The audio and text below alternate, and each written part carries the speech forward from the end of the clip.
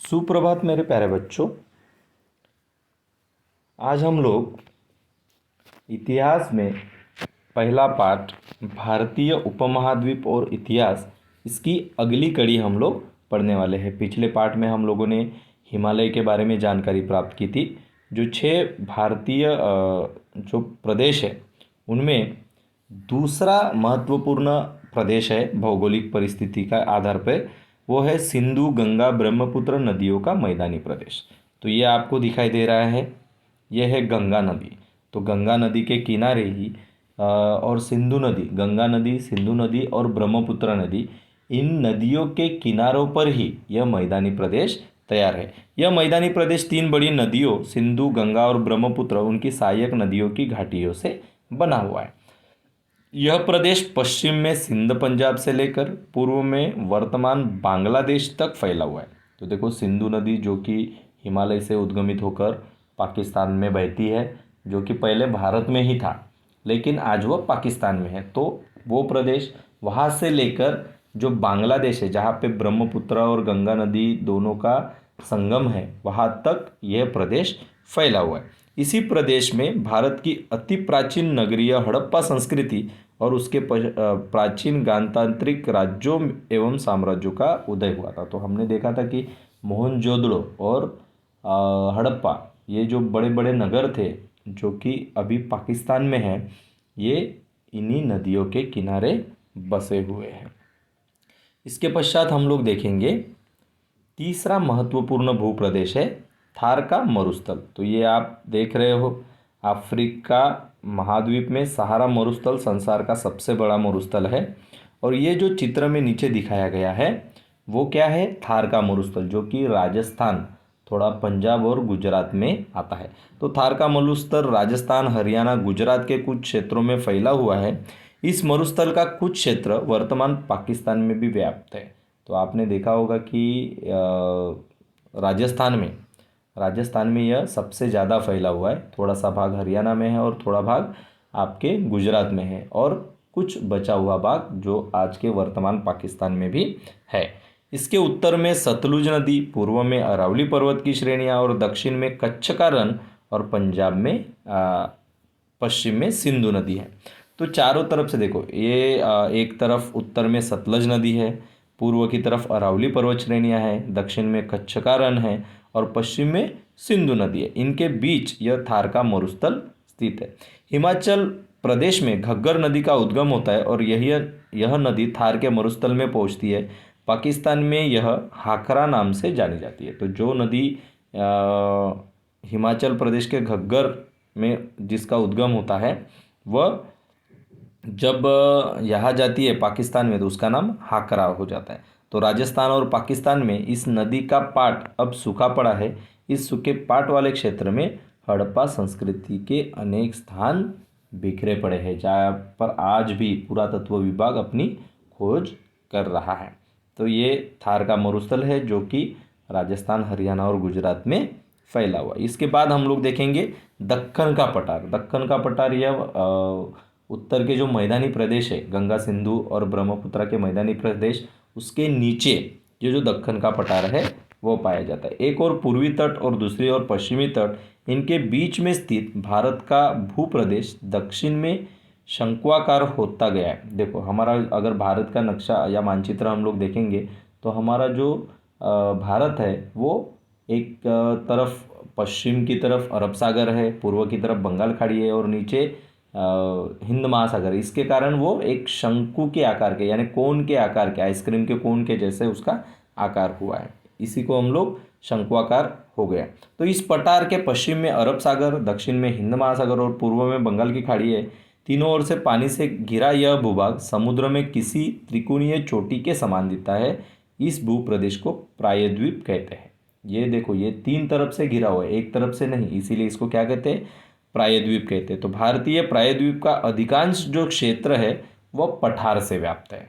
और दक्कन का पठार यह उत्तर में सतपुड़ा, मतलब महाराष्ट्र और मध्य प्रदेश की बॉर्डर पे सतपुड़ा और विंध्य पर्वत की श्रेणियाँ फैली हुई है। उसके पश्चिम में सह्याद्री की पर्वत श्रेणियाँ हैं, उसे हम लोग पश्चिमी घाट कहते हैं। तो जो हमारे मुंबई या कोकण जो भी है वो सह्याद्री पर्वत श्रेणियों में आता है। सह्याद्री की पश्चिमी तलहटी में कोकण और मलबार यह तटीय प्रदेश है।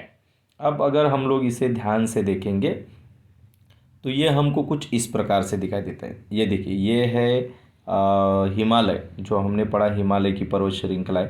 ये है सिंधु गंगा ब्रह्मपुत्र के मैदानी प्रदेश। ये है थार का मरुस्थल। ये जो दिख रहा है इसी को दक्कन का पठार कहते हैं।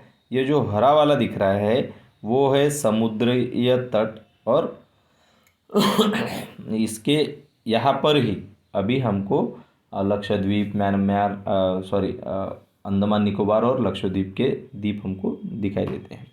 तो दक्कन के पठार में पूर्व स्थित पर्वतों को पूर्व घाट कहते हैं। तो जैसे ये जो दक्कन का पठार है इसके पूर्व में स्थित ये जो घाट है इनको हम लोग पूर्व घाट कहते हैं। इस पठार की भूमि उपजाऊ है तथा वहाँ हड़प्पा संस्कृति के पश्चात वाले कालखंड में अनेक कृषि प्रधान संस्कृतियाँ अस्तित्व में थी। मौर्य साम्राज्य प्राचीन भारत का सबसे बड़ा साम्राज्य था और इस साम्राज्य में दक्कन का पठार समाविष्ट था। तो मौर्य साम्राज्य के बाद भी यहाँ अनेक छोटे बड़े साम्राज्य अस्तित्व में आए और कई सारे नष्ट हुए, लेकिन आज भी ये जो भौगोलिक परिस्थिति है वो हमारी बदली नहीं है।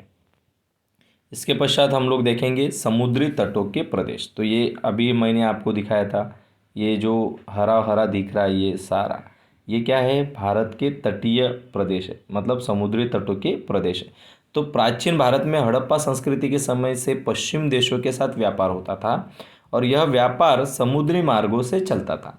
परिणाम स्वरूप भारत के समुद्री बंदरगाहों से विदेशी संस्कृति और लोगों के साथ भारत का संपर्क और लेन देन होता था। अभी हमने इतिहास में पहले भी पढ़ा है कि अंग्रेज जो थे वो भी समुद्र के मार्ग से ही आए थे, या पुर्तगाल जो थे वो भी समंदर के मार्ग से ही आए थे। तो इसी से पहले व्यापार होता था और संचार का प्रारंभ हुआ। फिर भी समुद्री मार्ग का जो समुद्री मार्ग है उसका महत्व बना रहा। तो अभी यहाँ हम लोग देख रहे हैं कि ये लक्षद्वीप है और ये क्या है, ये अंडमान निकोबार यह द्वीप है, और ये जो हरा दिख रहा है वो है समुद्री तटों के प्रदेश।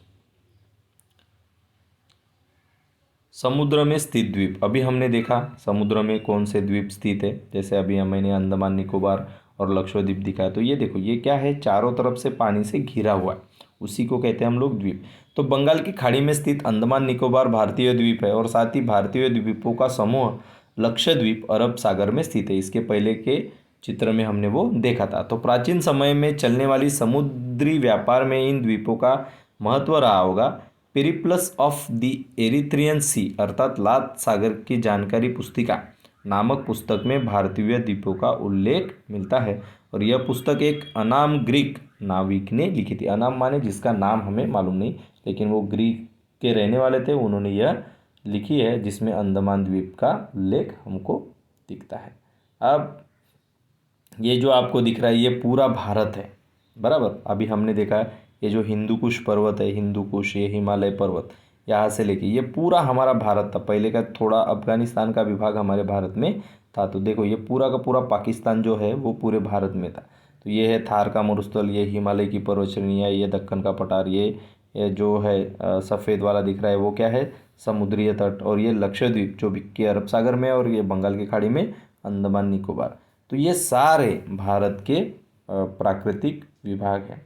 अब आपको क्या करके देखना है, भारत के मानचित्र प्रारूप में निम्न स्थानों को अंकित करो। अब ये जो चित्र आपको दिया है इसको आपको अपने मानचित्र में लिखना है। जैसे हिमालय पर्वत, देखो ये हिमालय पर्वत है, फिर है थार का मरुस्थल, ये थार का मरुस्थल है, और पूर्वी समुद्र तट। अभी पूर्वी समुद्र तट कौन सा हो गया, ये जो यहाँ दिख रहा है वो पूर्वी समुद्र तट, और ये पश्चिमी समुद्र तट। इनको आपके मानचित्र में अंकित करना है। इसके पश्चात है भारतीय उपमहाद्वीप। भारतीय उपमहाद्वीप अर्थात क्या, हड़प्पा और मोहनजोदड़ो नगर वर्तमान पाकिस्तान में है। अफगानिस्तान, पाकिस्तान, नेपाल, भूटान, बांग्लादेश, श्रीलंका और हमारा भारत देश मिलकर बना हुआ संपूर्ण भूभाग दक्षिण एशिया के नाम से जाना जाता था। देखो ये सभी देश मिलके क्या कहते थे, दक्षिण एशिया, लेकिन इसमें सबसे बड़ा देश क्या है, भारत है। और इसके इतिहास का महत्व को ध्यान में रखते हुए इस भूप्रदेश को भारतीय उपमहाद्वीप भी कहते हैं। तो हड़प्पा संस्कृति का विस्तार प्रमुखतः भारतीय उपमहाद्वीप के पश्चिमोत्तर भाग में हुआ था। पश्चिमोत्तर मतलब जो कि अभी पाकिस्तान में है। चीन और म्यांमार यद्यपि हमारे पड़ोसी देश है, परंतु ये देश दक्षिण एशिया अथवा भारतीय उपमहाद्वीप के हिस्से नहीं है। फिर भी इन देशों के प्राचीन भारत के साथ ऐतिहासिक संबंध रहे हैं। प्राचीन भारत के इतिहास के अध्ययन में इन देशों का भी बहुत महत्वपूर्ण स्थान है। तो यहाँ पर ये पाठ पूरा होता है। धन्यवाद।